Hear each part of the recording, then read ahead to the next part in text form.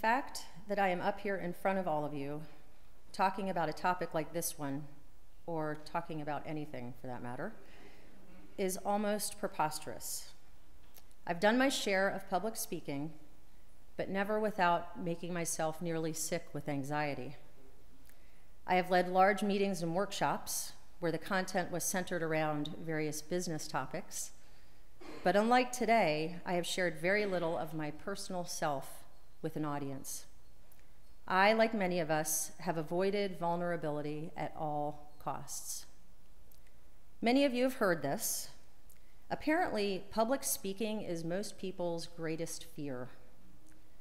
Not spiders, not airplanes, not monsters, cockroaches, snakes, sharks, or bullies, but speaking in front of other humans. So let me ask all of you to participate for a minute. I promise I won't ask you to speak. By a show of hands, both grown-ups and kids, how many of you are afraid of speaking in front of people? We apparently fear public speaking more than we fear death. That means to the average person, as Jerry Seinfeld humorously noted, if you have to be at a funeral, you would rather be in the casket than giving the eulogy.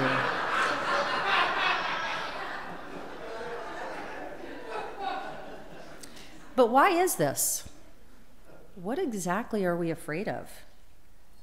According to Psychology Today, a publication that might bore a lot of you to tears, but which fascinates me, the answer lies in our ancient history. As early humans, we were likely hunted by larger predators. Humans were not the largest, fastest, nor fiercest animal, not by a long shot. Our early human ancestors survived by their ability to collaborate or work together. A common and useful defense was to stay together in groups. So it stands to reason that by standing out on our own or speaking in public, we risk judgment, rejection, and humiliation, and at a psychological level, our fear of being judged and consequently rejected and left to defend ourselves all on our own directly threatens our ability to survive. But perhaps we wouldn't fear judgment quite so much if at some point in our lives we hadn't experienced shame. Just about every one of us at some point has been judged by someone else, resulting in our feeling ashamed. Shame. There's something wrong with me. In fact, according to Brene Brown, a researcher on this topic, it is almost impossible in our culture, in our society, to not feel like there is something wrong with us. So it's only fair that I issue a warning at this point. Apparently, just the word shame brings about feelings of discomfort and shame in us. Just hearing that word. So bear with me for just a few minutes and take some small comfort in the fact that if you are uncomfortable, you are completely normal. In fact, according to some very smart people called psychologists, the only people who don't experience shame are sociopaths. So in this case, take comfort in the discomfort. So I'd like to throw out a couple of definitions, specifically about shame and guilt, and share with you how these two emotions are different. Guilt is the feeling that I did something wrong. Shame is the feeling that I am something wrong. Guilt focuses on behavior. Shame focuses on self. The typical outcome of guilt is that we change our behavior. The outcome of shame is self-condemnation. What that means, kids, is that we beat ourselves up bad. Guilt usually has a positive outcome, not shame. Shame results in blame, judgment, addiction, perfectionism, and disconnection. According to Brach, a leading Western teacher of Buddhist meditation, emotional healing, and spiritual awakening, the deepest suffering that we experience in our culture is that of self-aversion. of feeling that something is wrong with me. I'm not enough. I'm flawed. Our deepest suffering in our culture is feeling ashamed. Some of you may be wondering at this point, who is this Caroline Fritz and why on earth is she talking with us about shame? So let me share with you all a little bit about myself. No, I'm not a psychotherapist, nor am I a social worker. I do have a college degree, but my expertise on this subject comes from a much more expensive education called personal experience. First of all, a little secret about me. I grew up Catholic. Yes, that's right. I found out when I was, maybe 2 years old, that I was a sinner, which is ironic considering how absolutely perfect I was. I still remember going to my celebrated first confession, where you go through a small wooden door into a stuffy little room with a curtain and confess to a complete stranger all of your sins. At 7, I had no sins to confess, so I made up a story about taking my friend's bike. Then I remember feeling horribly ashamed about lying to a priest. What was wrong with me? I lied to a priest. Clearly, something was wrong with me. I won't bore you with all the other shaming stories of my childhood, but some of them are probably not too different from your own. I was surrounded by many people who were judgmental, controlling, condemning. I never seemed to measure up. Thank goodness for good therapy. So according to Brene Brown, for the vast majority of us, our shame stories began during our childhood. Shame has traditionally been a very popular tool for parenting. Let me ask all of you, kids and grown-ups, who has had this remark directed at you? What is the matter with you? Or how about this one? You ought to be ashamed of yourself. Without dwelling on shame for too long, I want to share a final definition of shame with you from Brene Brown's book, I Thought It Was Just Me. Shame is the intensely painful feeling or experience of believing we are flawed and therefore unworthy of acceptance and belonging. According to Brown, shame is the little gremlin who says, you're not good enough. You never finished that MBA. Your wife left you. I know your dad really wasn't in Luxembourg. He was in the state pen. I know about those things that happened to you growing up. I know you don't think you're pretty enough or smart enough or talented enough, or powerful enough. I know your dad never paid attention, even when you made CFO. Shame is that thing. Brown goes on to say that shame is highly, highly correlated with addiction, depression, violence, aggression, bullying, suicide, eating disorders, and get this, guilt. It's actually inversely correlated with all those things. Okay, so blah, blah, blah, shame, blah, blah, depression, addiction. Where am I going with all this? So here's the deal. When I first started coming to the UU 2.5 years ago, I was so moved by our 7 principles. I thought, this is it. This is what it's all about. But here's the problem. I feel like sometimes we can't get past our first 2 principles. I know a lot of the kids here know these 2 principles, so I'll share them in their terms. 1, each person is important. And 2, be fair and kind in all you do. Really? So is each person really important? And I need to be fair and kind to them, each and every person? Well, they are important so long as they aren't fundamentalist, so long as they aren't homophobic, so long as they aren't racist, so long as they don't drive slow in the far left lane on the highway or fail to use their turn signal, so long as they don't shop at Walmart, so long as they aren't conservative nor watch Fox News, so long as they aren't different from us. What? This doesn't add up. This isn't what I thought being a Unitarian Universalist was about. I thought we were different from all those haters. But I've learned that haters, and I use that term with the deepest affection, they come in all shapes and sizes, disguised as conservatives and liberals, Christians and atheists. Last year, I told my therapist, I'm sick of judging people. I just want to accept people. I aspire to be one of those rare, compassionate beings that truly loves everyone. Kind of like that minister of ours, who some of you may be missing right about now. Anyway, when I started researching judgment, what I found out about was shame. So there's the connection. Shame, judgment. Are we so busy feeling that deep down something is wrong with us? We mask our shame with perfection. As perfectionists, we hold ourselves to ridiculous ideals. And while we beat ourselves up for not meeting our ideals, we beat up everyone else around us to make us feel better.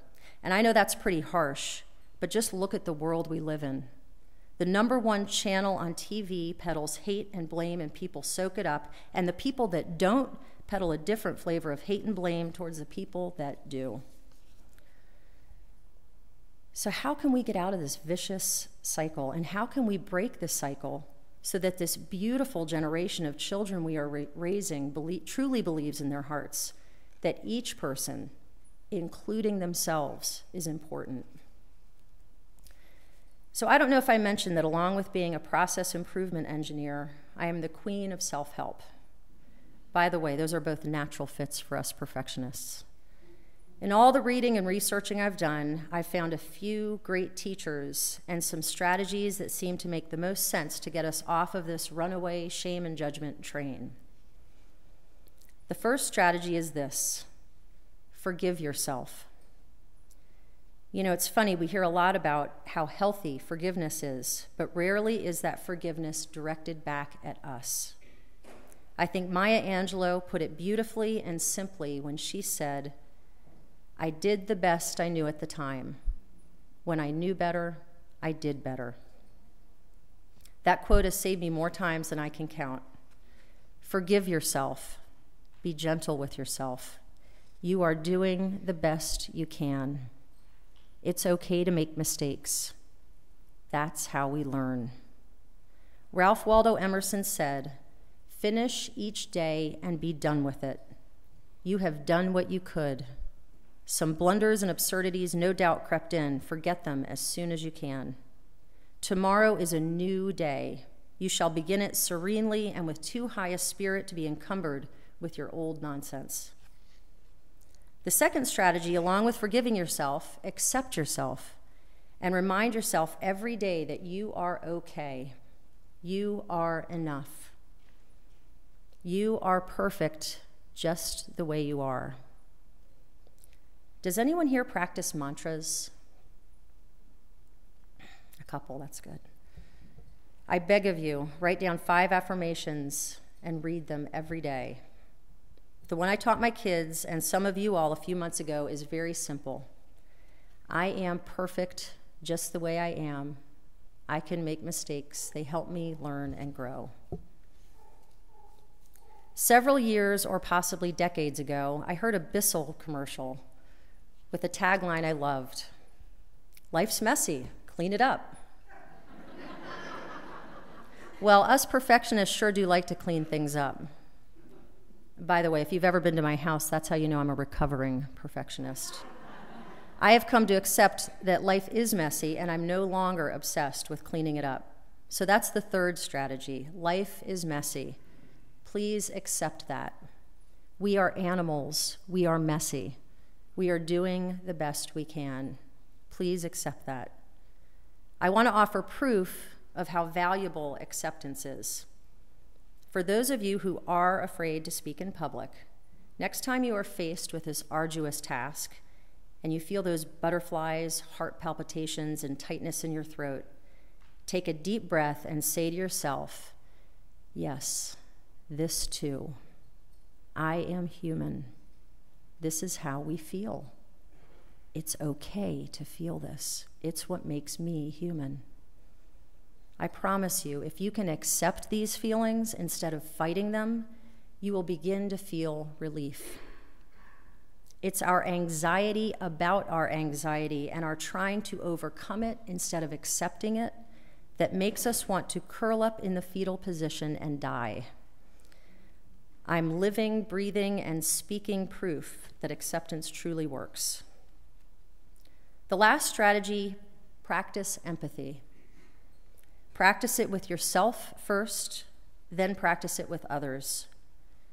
When I started understanding the connection between shame and judgment, I had a huge epiphany about Christianity. Not only Catholics, but most forms of Christianity have the same core belief, and that is, we are all sinners. Christians are taught from birth, you are a sinner. There's something wrong with you, and Jesus had to up and die on that cross to save you from your sins. When you think of it this way, maybe it's easier to understand why there is so much judgment in religion. They did the best they knew at the time. When they knew better, they did better. The world is changing. People are becoming more accepting and open of diversity. Slowly but surely, I do believe we are all waking up. A big selling point for practicing empathy and kindness is that research shows that people who do so are actually happier. Being kind makes us happier. So getting back to empathy, maybe you could try something that I started practicing. Whenever I'm in a situation that in the past I might have said, well, that was rude, now I actually say, well, that was human. Sometimes when I've come to almost a complete stop behind a car that is turning without using the communication systems provided to them for the occasion, kids, that would be their turn signal. Instead of muttering something not nice, I might repeat one of my new mantras, empathy, empathy, empathy. And it reminds me, we are human. We forget sometimes to use our turn signals. Clarence Darrow said, when we fully understand the brevity of life, its fleeting joys and unavoidable pains, when we accept the fact that all men and women are approaching an inevitable doom, the consciousness of it should make us more kindly and considerate of each other. This feeling should make men and women use their best effort to help their fellow travelers on the road, to make the path brighter and easier as we journey on. It should bring a closer kinship, a better understanding, and a deeper sympathy for the wayfarers who must live a common life and die a common death. So I want to thank you for allowing me this opportunity to share one of the most valuable lessons I've learned about life. And I'd like to end on this note. Not my own words, of course, but of another wonderful author, Jeff Brown, who writes, "Shame, shame, go away.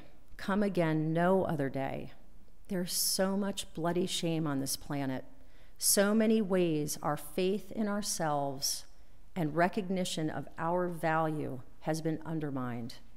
This is the place to work as a collective to restore our sense of our own worth, to learn how to validate others, to co-create a celebratory way of being that recognizes the fact that we are all here because we are welcome here. If we are here, we are truly welcome here, no matter what anyone says to the contrary." Thank you.